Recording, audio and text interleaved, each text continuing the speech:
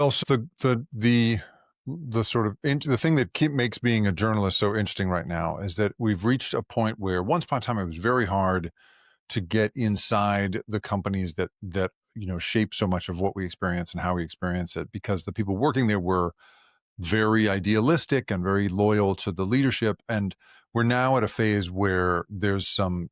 pretty disillusioned folks kind of coming forward with, and blowing the whistle. And so you don't have to take my word for it. You can look at accounts like Frances Haugen, who leaked a bunch of stuff out of Facebook. Well, she was a employee there who used her phone each day to take photographs of whatever she could in some of the internal research in Facebook. And as a result, we learned things like that there had been a big presentation created to, show advertisers that you could get at teenage girls at moments of their most deep insecurity, right? We learned that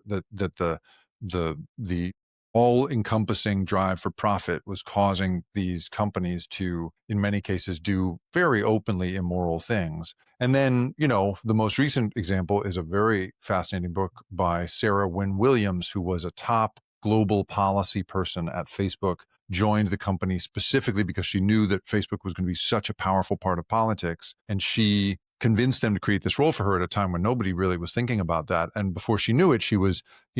introducing Mark Zuckerberg to the prime ministers of all these different nations all over the world, and being part of his efforts to sort of be a kind of global statesman. And in her book, she describes again and again the places in which, a very serious sort of bad political effect, i.e., either overweighting the places in which people's emotions get away from them and they fight with one another online,